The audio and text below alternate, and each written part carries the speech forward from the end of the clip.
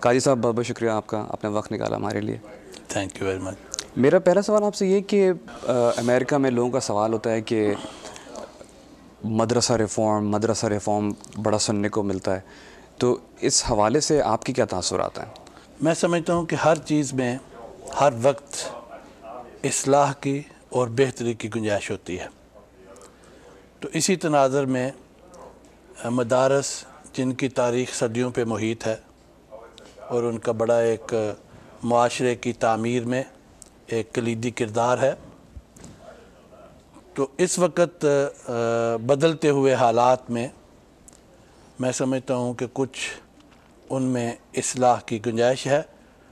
اور یہ جو دینی مدارس کے منتظمین ہیں، اساتذہ ہیں، وہ خود بھی اس چیز کو محسوس کرتے ہیں اور اس حوالے سے اس پہ پاکستان میں بہت کام بھی ہو رہا ہے. امریکہ میں ایسے بہت سارے امریکنز ہیں جو اردو میں پی ایچ ڈی کیے ہوئے ہیں، تو عموماً جب ہمارا ان کے ساتھ انٹریکشن ہوتا ہے تو وہ یہ بولتے ہیں کہ کچھ جمعے کے خطبے انہوں نے سنے پاکستان میں جس میں امریکہ اور مغرب کو بہت برا بولا جاتا ہے اور مارنے کی دھمکیاں بھی آتی ہیں. تو جب ایسے لوگوں سے ہم ملتے ہیں تو کبھی کبھی ہمارے پاس کوئی جواب نہیں ہوتا. ہم تو اہل کتابوں کو بھی مانتے ہیں، دوسرے مذاہب کو بھی عزت دیتے ہیں، تو ایسا کیوں ہم وہاں پر کر رہے ہیں؟ عمران صاحب، اس مسئلے کو دو جہت سے دیکھنا چاہیے. جہاں تک امریکہ اور ویسٹ کی سیاسی قیادت کے سیاسی فیصلے ہیں، ان پہ ہر ایک ذی شعور، سلیم الفطرت اور انسانیت کے ساتھ محبت رکھنے والے شخص کو اختلاف ہے اور اس کے ساتھ تحفظات ہیں. مگر وہ امریکہ کا ہو، وہ امریکہ کا ہو. امریکی عوام کا تو سر اس سے کوئی تعلق نہیں ہے نا. امریکی عوام کا ایک جو عام انسان ہے اس کا تو حکومت سے کوئی تعلق نہیں ہے، تو اس کو ہم کیوں مارنے کی دھمکیاں دیتے ہیں؟ بالکل صحیح بات ہے. میں سمجھتا ہوں جب وہ کوئی خطیب بات کرتا ہے تو اس سے مقصود وہ ظالمانہ اقدامات کی مذمت ہوتا ہے. ہر امریکی کو کوئی بھی مسلمان نفرت کی نگاہ سے نہیں دیکھتا. مگر سر ہم نے ڈینیل پرل کا قتل ہوا، پاکستان میں ہوا، کراچی میں اس کی گردن کاٹ دی. ڈینیل پرل کا وہ گردن کاٹ کے پورے انٹرنیٹ پہ دکھایا گیا، تو وہ تو ایک عام شہری تھا امریکی. جی، یہ وہ لوگ تھے جو امریکہ نے اپنے مقاصد کے لیے پیدا کیے تھے، ان کی تربیت کی تھی. ان افراد کی تربیت جو اس قسم کے اقدامات کر رہے ہیں دینی مدارس کی تربیت کا نتیجہ نہیں ہے. یہ امریکہ کے افغان وار کے درمیان تربیت کا نتیجہ ہے. کسی اسلامی ادارے کا یا اسلامی تعلیمات کے اثر کے نتیجے میں یہ قدم نہیں اٹھایا گیا. سر میں آپ سے وہی سوال کرنا چاہتا تھا کہ اگر آپ دیکھیں، کل آپ کا ایک کوٹ میں نے بڑا اچھا لگا مجھے، کہ آپ نے کہا تھا کہ ایک زمانے میں آج کل کی جو یونیورسٹیز ہیں وہ مدارس کو ڈپلیکیٹ کاپی کر کے بنی ہیں، اور ایک زمانہ تھا کہ مدارس جو تھے وہ ایک ٹاپ ناچ ایجوکیشن کی جگہ تھی، لوگ علم حاصل کرتے تھے. آج کل ہمیں مدارس کے جو لڑکے لڑکیاں ہیں وہ نیشنل اور انٹرنیشنل سطح پہ کمپیٹ کرتے ہوئے کیوں نہیں نظر آتے؟ میں سمجھتا ہوں تمام مدارس کے جو فارغ التحصیل طلباء ہیں ان کے بارے میں یہ بات نہیں کی جا سکتی. میں سمجھتا ہوں کہ میں نے کل بھی ایک بات کی تھی کہ یہ اسپیشلائزیشن کا دور ہے، اختصاص کا دور ہے. اب ہماری آنکھ میں درد ہوتی ہے تو ہم ڈاکٹر کے پاس نہیں جاتے، آئی اسپیشلسٹ کے پاس جاتے ہیں. اس وقت جو دینی مدارس ہیں ان کا ایک کردار ہے، وہ کوئی انجینئر یا سائنسدان تیار کرنے کے لیے نہیں بنے. کردار ہے کیا سر؟ ان کا کردار یہ ہے کہ مسلم معاشرے کی جو ایک ضرورت ہے مبلغین، مدرسین، ائمہ اور خطباء، وہ تیار کرنے. کیا مجھے اگزامپل بتائیں کہاں تیار کیے اور کہاں پر وہ آج کل کیا کر رہے ہیں؟ اس وقت پاکستان میں جو ہزاروں مساجد ہیں یا مسلم ورلڈ میں جو ہزاروں مساجد ہیں، ان کے جو ائمہ اور خطباء ہیں وہ انہی اداروں کے فارغ التحصیل ہیں. مگر سر میں تو آپ کو عرض کیا کہ مسجد میں جمعے کی نماز پہ وہ بول رہے ہیں کہ کل امریکہ یا امریکیوں کو مار دو، تو یہ کس طرح کی ہم تعلیم دے رہے ہیں وہاں پر جو وہ اس طرح کی مسجد میں بات کر رہے ہیں؟ یہ بہت اچھا آپ کا سوال ہے. میں سمجھتا ہوں کہ یہ ہر معاشرے میں، ہر طبقے میں برے اور اچھے افراد ہوتے ہیں. اگر کسی ایک فرد نے ایسی بات کی ہے تو یہ مجموعی طور پر ائمہ اور خطباء کی پالیسی نہیں ہے، مجموعی طور پر مسلم امہ کی یہ سوچ اور فکر نہیں ہے. اگر کسی نے انفرادی طور پر ایسی بات کی ہے تو ہم سمجھتے ہیں کہ وہ مسلمانوں کے جذبات کا ترجمان نہیں ہے. سر کبھی کبھی ہم دیکھتے ہیں شارٹس دکھاتا ہے CNN یا BBC دکھاتا ہے کہ لوگ آئے ہوئے ہیں روڈ پہ اور انہوں نے ڈاؤن ود USA کے جھنڈے بنائے ہوئے ہیں اور وہ جھنڈا جلا رہے ہیں، اس پہ وہ پاؤں بھی مار رہے ہیں. تو یہ کس طرح کا امیج آپ کے خیال میں باہر دے رہا ہے دنیا کو کہ بھائی مسلمان، پاکستانی مسلمان یہ کس طرح کی قوم ہے؟ کس طرح کا امیج آپ کے خیال میں آتا ہوگا؟ میں سمجھتا ہوں کہ اس سے اوائڈ کرنا چاہیے. ہمیں اپنا احتجاج ضرور ریکارڈ کرانا چاہیے، اور اس احتجاج کو ریکارڈ کرانے کے بڑے مثبت طریقے ہیں. ہمیں ای میل بھیجنی چاہیے، خطوط بھیجنی چاہیے، یہاں کے جو پالیسی ساز ادارے ہیں ان سے رابطہ کر کے ان تک اپنا نقطہ نظر دینا چاہیے. تو یہ ایک زیادہ بہتر، مفید اور مؤثر طریقہ ہے. وہ طریقے جس سے دشمنی، نفرت، کدورت، عداوت بڑھے، فاصلے بڑھے، نفرتیں بڑھے، ایسے طریقوں سے ہمیں اوائڈ کرنا چاہیے. اور اب آپ دیکھتے ہیں کہ جو ایسے اجتماعات CNN پہ یا فاکس پہ دکھائے جاتے ہیں ان میں 100-200 سے زیادہ آدمی نہیں ہوتے. تو ان 100-200 کو آپ پورے پاکستان یا پورے مسلم امہ کا ترجمان نہیں کہہ سکتے. مجموعی طور پر ہماری یہ پالیسی اور سوچ نہیں ہے. سر اسی طرف میں آنا چاہ رہا تھا کہ پھر لوگ یہ بھی بولتے ہیں کہ جو ماڈریٹ مسلمان ہیں یا پڑھے لکھے یا مہذب مسلمان جو ہیں وہ کیوں نہیں باہر آتے اور وہ کیوں نہیں آواز اٹھاتے کہ نہیں یہ جو مسلمان کر رہے ہیں یہ مسلمان غلط کر رہے ہیں، اسلام میں اس کی تعلیم نہیں دی جاتی، تاکہ دوسرے ممالک کے لوگوں کو یہ پتہ چلے کہ جی مسلمان بھی آواز اٹھا رہے ہیں زیادتی کے خلاف. میں سمجھتا ہوں کہ عصری تقاضوں کا فہم رکھنے والے جو مسلمان ہیں ان کی جد و جہد کا نتیجہ ہے کہ ایسے جھنڈے جلانے والوں کی تعداد 100-200 میں ہے. اگر ان کا کردار نہ ہو، ان کی جد و جہد نہ ہو، تو شاید وہ لوگ پورے معاشرے کو اپنی لپیٹ میں لے لیں. بیوٹیفل سر. ایک اور میرے ذہن میں سوال اٹھا تھا کل کی آپ کی گفتگو میں، ایک تھا کہ آپ نے کہا تھا کہ جو مجاہدین 30,000 بچے افغان جنگ کے بعد، اس کے بعد ان کے پاس کچھ کرنے کو نہیں تھا تو وہ مدرسہ میں انفلٹریٹ ہو گئے. میرا سوال یہ تھا سر کہ آپ کے خیال میں اس وقت وہ مجاہدین مدرسوں میں انفلٹریٹ ہوئے ہیں؟ کیا وہ وہاں پر کام کر رہے ہیں یا وہ کوئی برین واشنگ کر رہے ہیں؟ کیا آپ اس وقت، مجھے کامنٹ کچھ سمجھ نہیں آیا تھا آپ کا. میرا جو کل کی تقریر میں نقطہ نظر تھا وہ یہ تھا کہ افغان وار کے دوران دینی مدارس کو بیس کیمپ بنایا گیا تھا اس جد و جہد کو تسلسل دینے کے لیے. تو جب وہاں سے روس کی افواج واپس گئی تو جن لوگوں نے ان مدارس کو بیس کیمپ بنایا ہوا تھا ان لوگوں نے افغانستان کو بھی بے یار و مددگار چھوڑا اور ان لوگوں کو بھی کسی مثبت اور تعمیری کام میں نہیں لگایا، جس کی وجہ سے پھر جس طرح جس کے اپنے فہم، اپنے وین، اپنی بصیرت، اپنی سوچ، اپنے فکر کے مطابق لوگوں نے انفرادی فیصلے کرنے شروع کر دیے. اور میں سمجھتا ہوں کہ اس وقت بھی جو ایک بین الاقوامی مہم چلی ہوئی ہے دہشت گردی کے خلاف، تو جو لوگ اس کے مرتکب ہو رہے ہیں وہ کسی ایک نظام میں نہیں ہیں.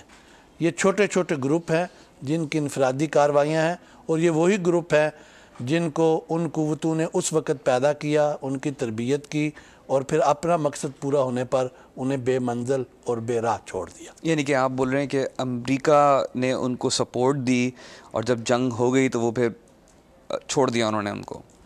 جی، وہ امریکہ اور اس کے جتنے الائی تھے وہ سارے میرا مقصود ہے، صرف امریکہ نہیں ہے. امریکہ اور ان کے پارٹنرز نے جی وہ مجاہدین کھڑے کیے تھے اور ان کو چھوڑ دیا. ظاہر بات ہے اس وقت ٹائم پہ جو فرنٹ پیج پہ یہی لوگ بطور ہیرو کے چھپتے تھے جو آج بطور دہشت گرد کے چھپتے ہیں.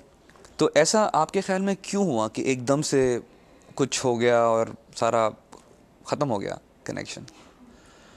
میں سمجھتا ہوں کہ اگر امریکہ جتنے پیسے اس وقت اپنے جنگی جد و جہد پہ لگا رہا ہے اس کا 1/4 بھی اگر مثبت کاموں میں لگائے تو امریکہ کا مثبت تشخص بھی بہتر ہو سکتا ہے، امریکہ کے دوست بھی بڑھ سکتے ہیں، اور امریکہ کے خلاف جو لوگوں کے تحفظات یا نفرت ہے یا دوری ہے وہ بھی ختم ہو سکتی ہے۔ قاضی صاحب کل ایک صاحب آئے CDRS پاکستان چلاتے ہیں، وہ کشمیر میں پچھلے 1.5 سال سے وہ واحد امریکن ہیں اس وقت جو کام کر رہے ہیں، 25 پاکستانیوں کو ملازم رکھا ہے، ان کو بھی کافی لائف کے ڈیتھ تھریٹس ملتے ہیں۔ تو اس پہ ذرا روشنی ڈالیں کہ جب امریکہ کی بات کرتے ہیں یا کسی بھی دنیا کے ملک کی بات کرتے ہیں تو کیا آپ عوام کی بات کر رہے ہیں یا حکومت کی بات کر رہے ہیں، اور عوام کو اور حکومت کو ہم کس طرح سے الگ کر کے ڈیل کریں ان سے؟ میں سمجھتا ہوں کہ امریکہ اور مغرب کے جو لوگ ہیں سارے، ہم ان سب کو ایک صف میں کھڑا نہیں کر سکتے۔ مثال کے طور پر جب عراق پر قبضے کی تیاری ہو رہی تھی تو اس وقت جو سب سے بڑے مظاہرے ہوئے عراق کی آزادی کے تحفظ کے لیے وہ ویسٹ میں ہوئے ہیں، وہ امریکہ میں ہوئے ہیں، وہ جدہ میں، عمان میں، دبئی میں، قطر میں ادھر نہیں ہوئے۔ وہ بڑے مظاہرے جو تھے وہ لندن میں، وہ پیرس میں، وہ اوسلو میں، وہ واشنگٹن میں، وہ نیو یارک میں ہوئے ہیں۔ تو اس لیے ہم سب لوگوں کو ایک صف میں نہیں کھڑا کرتے۔ یہاں کے جو دانشور ہیں، یہاں کے جو حقیقت پسند لوگ ہیں، انسانی حقوق کی تنظیمیں ہیں، ہم ان کی جو جد و جہد ہے احترام آدمیت کے حوالے سے، تکریم انسانیت کے حوالے سے، اس کو بنظر استحسان دیکھتے ہیں، اس کی قدر کرتے ہیں۔ لیکن ہمارا نقطہ نظر یہ ہے کہ جو امریکہ اور یورپ کی سیاسی قیادت کے فیصلے ہیں وہ اتنے غیر متوازن ہیں، اتنے غیر حقیقت پسندانہ ہیں کہ اس کی وجہ سے امریکہ اور ویسٹ کے حوالے سے لوگوں کے تحفظات ہیں۔ میں سمجھتا ہوں ان کے فیصلوں میں توازن پیدا ہو جائے تو بالکل پورے مسلم ورلڈ جو ہے وہ کھلے دل کے ساتھ، کھلے دماغ کے ساتھ ویسٹ اور امریکہ کے ساتھ کام کرنا چاہتا ہے انسانیت کے مستقبل کے لیے۔ مگر سر جو ہمارے ایکشنز ہیں مسلمانوں کے، عرب لیگ دیکھ لیں اور جو اور مسلم ممالک ہیں، ان کے جو ایکشنز ہیں، ان کے کام جو ہیں، ان کاموں کے بعد کیا یہ لوگ مثبت سوچ رکھیں گے ہمارے ایکشنز کو دیکھنے کے بعد؟ میں سمجھتا ہوں عرب لیگ یا OIC اس کے تو کوئی ایسے اقدامات نہیں جو متنازع ہوں، وہ بیچارے تو بالکل غیر مؤثر ادارے ہیں، اور اس وقت جو ہماری امت کی مجموعی انحطاط اور زوال پذیر صورتحال ہے اس میں ان کے اداروں کا کوئی اتنا کلیدی کردار بھی نہیں ہے۔ ہاں بعض جو انفرادی گروپ کام کر رہے ہیں، اگر یہ ان کے تھنک ٹینکس، ان کی قیادت سمجھتی ہے پورے مسلم ورلڈ کی وہ ترجمان ہے، تو یہ غیر حقیقت پسندانہ بات ہے۔ ایسے لوگوں کی تعداد 1% سے بھی زیادہ نہیں ہے۔ 99% مسلمان جو ہیں وہ پرامن اور باہمی محبت اور باہمی احترام کی ویلیوز پر آگے بڑھنا چاہتے ہیں اور بغیر کسی تحفظ کے آگے بڑھنا چاہتے ہیں، اور ہماری جو اسلامی تعلیم ہے وہ ہمیں اس میں کوئی رکاوٹ نہیں ڈالتی۔ قرآن میں واضح طور پر کہا گیا ہے کہ کل یا اہل الکتاب تعالوا الی کلمۃ سواء بیننا و بینکم، کہ جو آپ کے اور اہل کتاب کی جب اصطلاح استعمال ہوتی ہے قرآن میں تو اس سے یہود اور نصارہ مراد ہوتے ہیں، کہ ہم اہل کتاب کے ساتھ جو ہمارے درمیان مشترکہ چیزیں ہیں ان پر مشترکہ جد و جہد کر سکتے ہیں انسانیت کے تحفظ کے لیے۔ اور یہی بات رسالت مآب صلی اللہ علیہ وسلم کی سیرت طیبہ سے بھی ملتی ہے کہ رسالت مآب نے نبوت سے قبل ایک ایسی تنظیم قائم کی تھی جو رنگ، نسل، مذہب سے بلند ہو کر صرف مظلوم کی حمایت کے لیے تھی، اور اس کا نام تھا حلف الفضول۔ اور جب رسالت مآب صلی اللہ علیہ وسلم مدینہ میں بطور ایک حکمران کے بھی آپ کی حیثیت مسلم تھی، آپ نے اس وقت فرمایا تھا کہ اگر آج بھی کوئی مجھے حلف الفضول کے نام پہ مدد کے لیے پکارے تو مجھے اس مظلوم کی مدد کر کے اتنی خوشی ہوگی جتنی کسی کو سرخ اونٹ ملنے سے ہوگی۔ اس کی روشنی میں ہمیں انسانیت کے مستقبل کے تحفظ کے لیے، آنے والی جو نسلیں ہیں ان کو محفوظ مستقبل دینے کے لیے ہم ویسٹ کے ساتھ، امریکہ کے ساتھ، جوز کے ساتھ، کرسچن کے ساتھ جو ہمارے مشترکات ہیں ان پر مشترکہ جد و جہد کر سکتے ہیں۔ اس کے لیے ہمارا کوئی تحفظ نہیں، اور یہ مسلم امہ کی غالب اکثریت، اور ہندو اور دوسرے مذاہب کے ماننے والے دوسروں کے بھی ساتھ جو مشترکات ہوتے ہیں نا جی، ان پہ ہم کسی سے بھی کام کر سکتے ہیں۔ مثلا ظلم نہیں ہونا چاہیے، غریب کو کھانا ملنا چاہیے، ان پڑھ کو تعلیم ملنی چاہیے۔ آپ کے خیال میں یہ جو ایک سوسائڈ اٹیک ہوا تھا کچھ دن پہلے اسلام آباد میں، میریٹ ہوٹل میں ایک بام بلاسٹ ہوا تھا. وہ بندہ یہ سوچ رہا ہوگا آپ کے خیال میں یہ سب چیزیں جو آپ نے بولی ہیں؟ میں سمجھتا ہوں کہ میں نے پہلے کہا ہے کہ ایک طبقہ ہے جو مایوس ہو چکا ہے.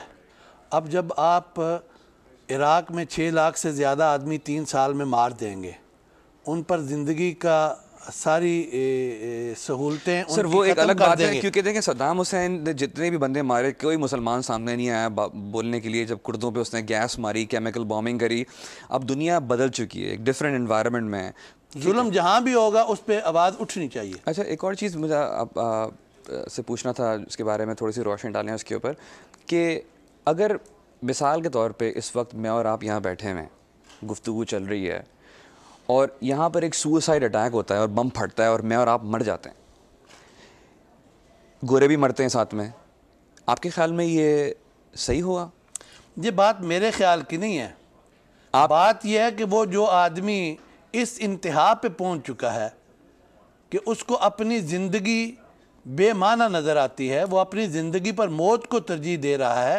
ہمیں ان اسباب اور ان عوامل کو زیر بحث لانا ہوگا، ان اسباب کو دور کرنا ہوگا کہ جس سے وہ مسلمانوں کو بھی مار رہا ہے، گوروں کو بھی مار رہا ہے، سب کو مار رہا ہے. اس کے نزدیک احتجاج کا یہی واحد راستہ رہ گیا اس کی سوچ کے مطابق. ٹھیک ہے، میں اس کو نہیں سپورٹ کر رہا، لیکن وہ سمجھتا ہے کہ جس طرح میری عزت نفس کو پامال کیا جا رہا ہے، جس طرح میرے حقوق کو پامال کیا جا رہا ہے، جس طرح میری نیشن کو ڈی گریڈ کیا جا رہا ہے، جس طرح ہمارے گھروں کو جاتے ہیں ٹروپس جاتے ہیں اور بغیر کسی تمیز کے جو گھر 3 نسلوں نے اجتماعی محنت سے تعمیر کیا ہوتا ہے 1 منٹ میں اس کو اڑا دیتے ہیں، اور اوپر سے کارپٹ بمبنگ ہو رہی ہوتی ہے.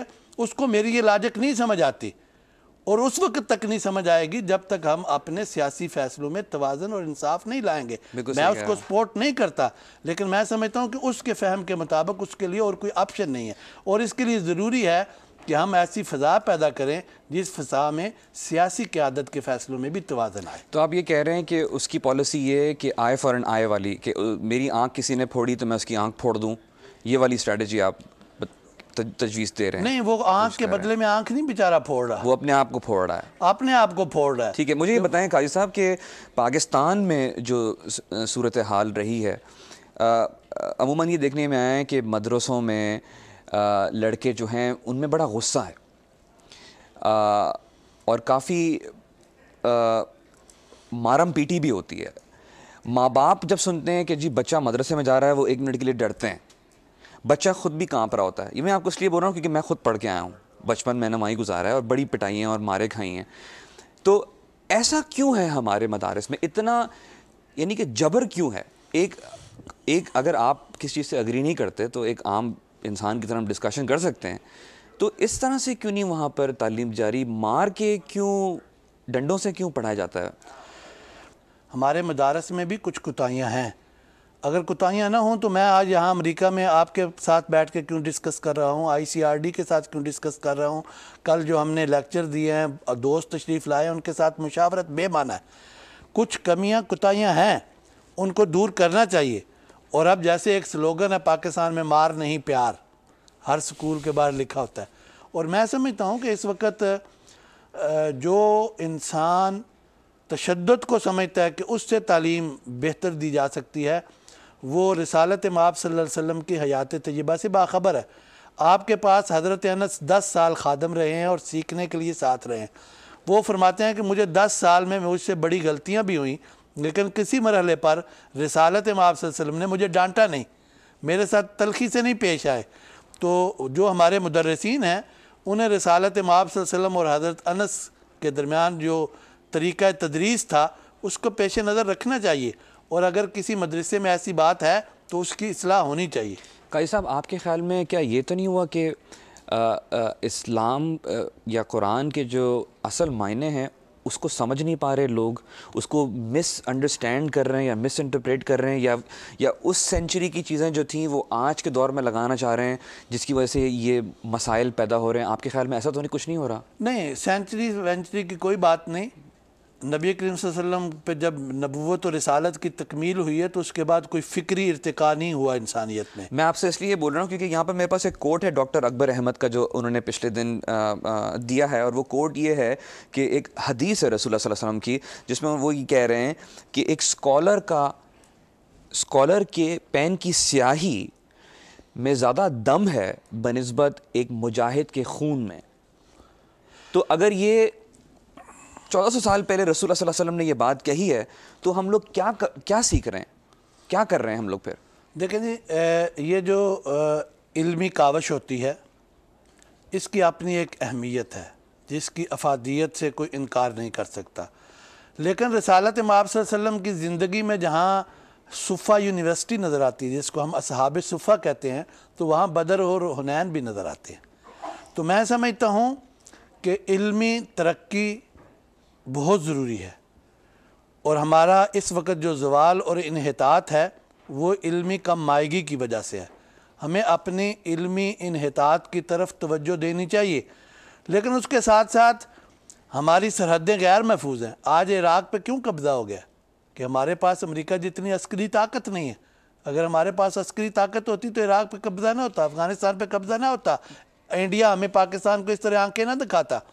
میں سمجھتا ہوں کہ سیاہی میں، قلم میں، علم میں بہت طاقت ہے، لیکن اس کا یہ قطعاً مطلب نہیں ہے کہ ہماری حکومتیں، ہماری امت اپنی عسکری جو ڈیولپمنٹ ہے اس سے بے خبر یا اس سے جو ہے وہ اوائڈ کرے، اس سے انحراف کرے. قاضی صاحب، اب وقت نکل رہا ہے، میں آپ سے ایک اور سوال پوچھنا چاہ رہا ہوں کہ صدر مشرف کی حکومت یا جنرل پرویز مشرف کی حکومت اب آئی ہے، اس سے پہلے بے نظیر صاحب، اس سے پہلے نواز شریف صاحب اور بے نظیر صاحبہ. جو آپ کا کل کا جو پوائنٹ تھا کہ اگر ہم یہ آمریت اور یہ جبر ختم کریں، کیونکہ جو دہشت گرد ہیں وہ اس سے دیکھ کے سیکھ رہے ہیں. دہشت گردی تو بڑی پرانی ہو رہی ہے، ان حکومتوں سے پہلے ہو رہی ہے. جو لڑکوں کے ساتھ ہوتا ہے کچھ مدارس میں وہ بہت پہلے سے ہو رہا ہے. تو آپ کیا کامنٹ دینا چاہیں گے اس حوالے سے کہ حکومت کا اس سے کنیکشن کتنا ہے، اور مدارس کا اپنا یا ہماری تعلیم و تربیت کا اپنا کنیکشن کتنا ہے اس چیز کے ساتھ؟ عمران صاحب، میں سمجھتا ہوں کہ پاکستان ایک سیاسی جد و جہد کے نتیجے میں مارد وجود میں آیا ہے. یہ کسی جرنیل کی کاوش سے مارد وجود میں نہیں آیا، اور پاکستان کا جو استحکام ہے، پاکستان کی جو بقا کی ضمانت ہے، وہ بھی سیاسی عمل میں ہے. سیاسی قیادت سے بہت غلطیاں ہوئی ہیں. ہم نہیں سمجھتے کہ سیاسی قیادت سے کوئی غلطی سرزد نہیں ہوئی، لیکن ان غلطیوں کا یہ مطلب نہیں کہ ہم سیاسی عمل کی بساط لپیٹتے. جیسے مشرقی پاکستان میں ہمیں انڈیا کے مقابلے میں فوجی شکست ہوئی، تو مشرقی پاکستان کی فوجی شکست کا یہ مفہوم نہیں ہے کہ ہم ملٹری کو ختم کر دیں، فوج کو ختم کر دیں، بلکہ اس سے ہمیں میسج ملتا ہے کہ ہم اپنی فوج کو بہتر انداز میں منظم کریں. اسی طرح سیاسی قیادت سے بھی غلطیاں ہوئی ہیں. تو سیاسی قیادت کی غلطیوں کا مطلب یہ ہے کہ ہم بہتر سیاسی عمل کریں تاکہ ان غلطیوں کا اعادہ نہ ہو. تو میں سمجھتا ہوں کہ پاکستان میں سیاسی عمل کے تسلسل سے ایک جو رواداری کی فضا پیدا ہوگی، اور وہ رواداری کی فضا جو ہے وہ ہمارے تشخص کو بھی بہتر کرے گی، ہماری ترجیحات پر بھی اثر انداز ہوگی، اور ہمارے مستقبل کے تحفظ کی ضمانت بھی دے گی. آپ کے خیال میں قاضی صاحب ہندوستان میں جو امن ہے مسلمانوں کے حوالے سے، اس کی وجہ یہی ہے کہ وہاں پہ ایک تسلسل رہا ہے حکومتوں کا؟ میں سمجھتا ہوں کہ ہم ہر وقت بعض باتوں میں ہندوستان سے اپنا تقابل کرنے کی کوشش کرتے ہیں، لیکن ان کی اچھی باتوں کو ہمیشہ نظر انداز کرتے ہیں. وہاں پر اداروں کی جو ساخ ہے، اداروں کا جو احترام ہے، جو اداروں کی حرمت ہے، اداروں کی تقدیس ہے، اس پہ کوئی اٹیک نہیں ہو سکتا. اور جب کسی ملک میں تمام ادارے اپنی آئینی حدود کے اندر رہ کے کام کرتے ہیں تو اس ملک کا اقوام عالم میں وقار بھی ہوتا ہے، احترام بھی ہوتا ہے، اور اس کی بات کو توجہ سے سنا بھی جاتا ہے.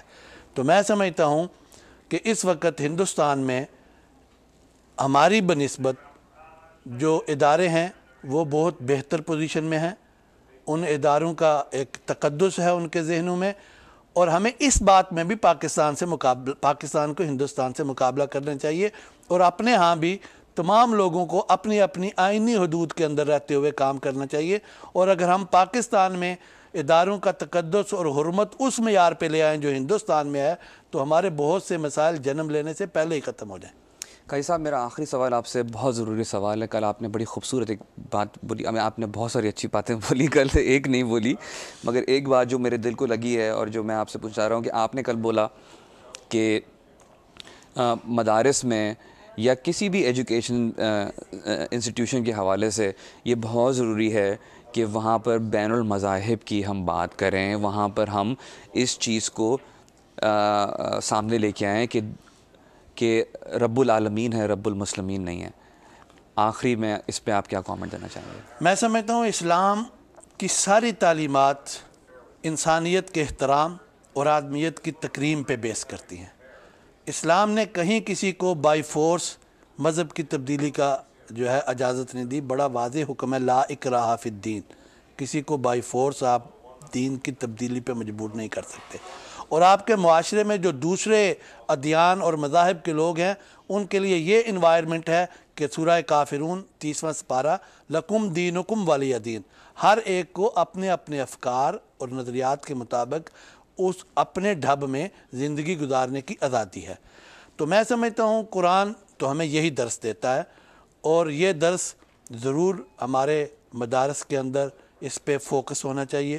اپنے جو ہم ائمہ، خطباء، مدرسین، واعظین تیار کرتے ہیں، ان کو بطور ایک مضمون کے یہ بات پڑھانی چاہیے، اور اس کے لیے ہم کوشش بھی کر رہے ہیں۔ ہماری ورکشاپ میں جو مدارس تشریف لا رہے ہیں، ان کے منتظمین اور سینئر اساتذہ، ہم اس پہ بات کرتے ہیں، گفتگو کرتے ہیں، اور ہمیں مدارس کی طرف سے بڑا مثبت جو ہے وہ جواب مل رہا ہے۔